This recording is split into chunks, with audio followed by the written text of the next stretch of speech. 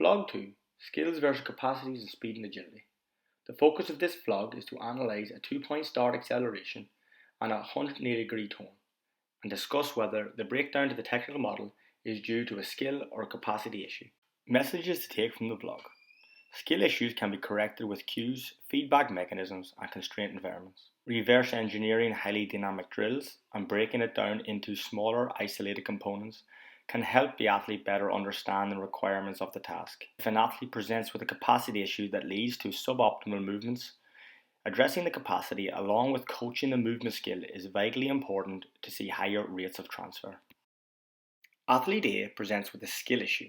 A skill issue is a motor control limitation, which could be due to the lack of familiarity with the movement or a previous capacity issue leading to a dysfunctional movement pattern. On analysing the 2-point start acceleration, there are suboptimal movements occurring within the first 3 steps. It's important to note that during the initial push-off, the athlete does achieve good triple extension, a low to high heel recovery, a 45-degree angle forward lean, and a positive shoot angle. As athlete A transitions into his second step, the athlete loses his positive shin angle. Due to this, the foot contacts the ground significantly outside of a centre of mass, increasing braking forces and elevating the torso of the athlete.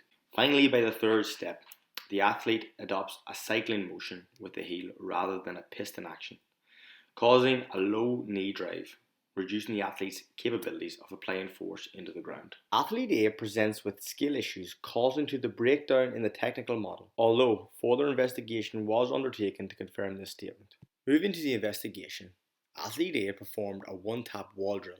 But after the first tap, the athlete lacks the control of the torso and the pelvic region, impacting the athlete's ability to control the limb movements. A series of mobility, strength and power tests were performed. Athlete A showed positive results across all tests, reinforcing the statement that the breakdown to the technical model is due to a skill issue and not a lack of capacity. To address the skill issue, the athlete performed a series of wall drills, with the focus on helping the athlete understand how the limbs should move in relation to the torso. Here the athlete is performing snap throughs with the goal to achieve full extension through ankle, knee and hip while maintaining a braced trunk. Athlete A then performed a marching wall drill, adding to the complexity of switching of limbs and punching back behind the centre of mass to aid the athlete's ability to transfer the coaching cues to the skill of acceleration. The athlete performed resisted marches with the cue to punch back with the foot.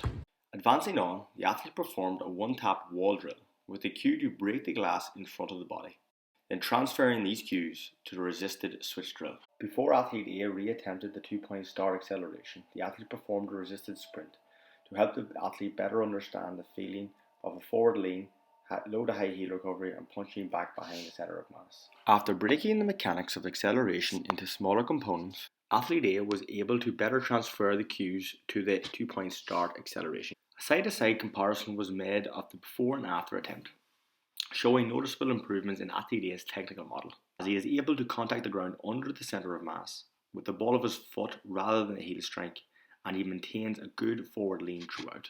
Over time, athlete A must continue to incorporate the smaller components such as acceleration mechanics alongside practicing the skill of acceleration itself to continue to improve the technical model. Athlete B presents with a capacity issue.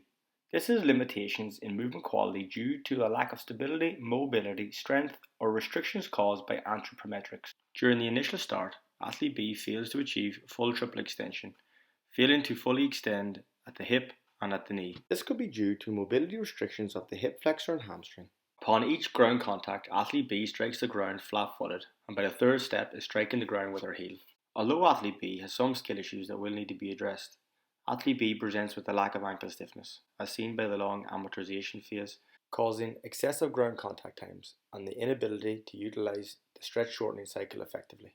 Finally, athlete B shows very short stride lengths, which could indicate low levels of force production, but this will need further investigation through strength and power tests. During the investigation, athlete B displays poor ranges of motion in her hamstrings whilst performing the active straight leg raise. Here athlete B presents with an imbalance in her left hip flexor in comparison with the right, which could be the cause of the athlete's inability to achieve extension through the hip. As part of the investigation, athlete B performed 3 counter movement jumps, with 18 centimeters recorded as her highest jump. giving evidence that the low force production is the leading cause to a short stride length and lack of horizontal propulsive force. Athlete B was instructed to perform a strength program with extensive plyos to develop force production and increase tendon stiffness, while completing mobility work during her warm-up for the hips and hamstrings to address the mobility restrictions. Next we have Athlete A presenting with a skill issue. Here Athlete A is performing the 180-degree turn with a focus on analysing the cut and crossover. The first thing to highlight is that the athlete is able to lower his centre of mass well in anticipation for the cut, but is seen to take larger steps during the deceleration phase, and this is limiting his ability to reduce the braking forces.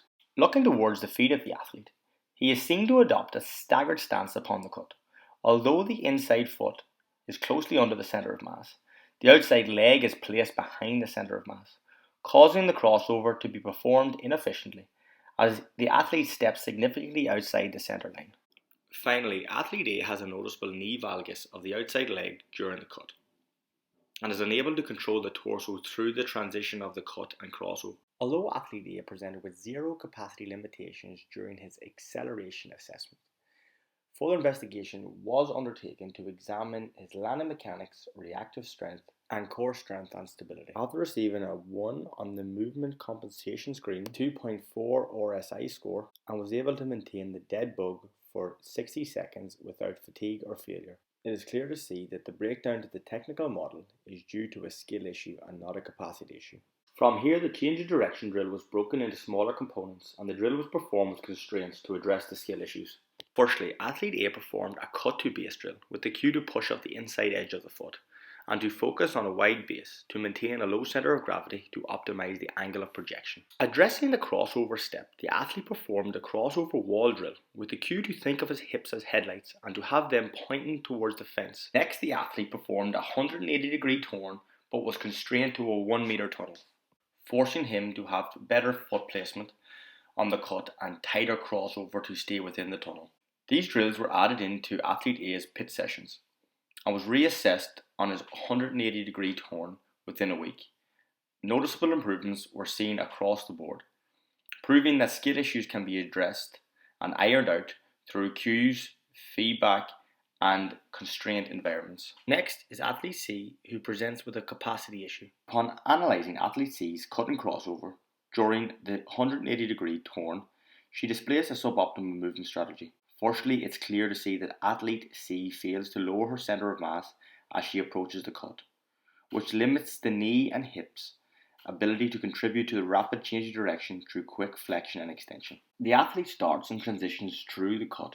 She fails to load the inside leg, causing an increased loading through the outside leg, which results in an increased braking forces that her body cannot tolerate, as seen by the lateral collapse of her trunk and the lateral hip shift. Athlete C appears to present with capacity limitations in mobility and strength. Issues arose during the hamstring, hip internal and external mobility tests, as Athlete C fails to achieve the desired ranges. Next, single leg landing mechanics was examined. Here it is clear to see that lateral flexion of the trunk occurs, indicating poor lumbopelvic control, which affects the kinematics of the lower limbs and may be a risk factor of non-contact injuries.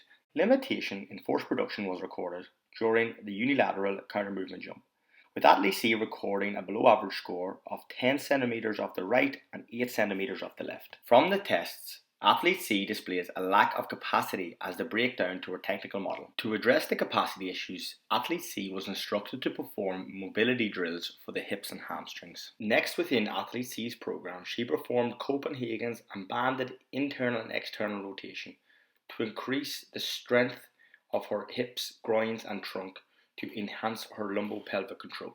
Finally, Athlete C completed a strength training program with extensive plyos, along with some change of direction drills to enhance force production and increase transferability. In summary, through cues, feedback and constrained environments, skill issues can be corrected, but it will take time and repetition to adopt the newly learned skill. When coaching highly dynamic movements, it is important to reverse engineer the drill and break it down into smaller components, therefore addressing the issues that occur and aid in better understanding of the requirements of the task. Athletes who present with a capacity issue will need to address the capacity along with practicing the skill itself to see higher rates of transfer.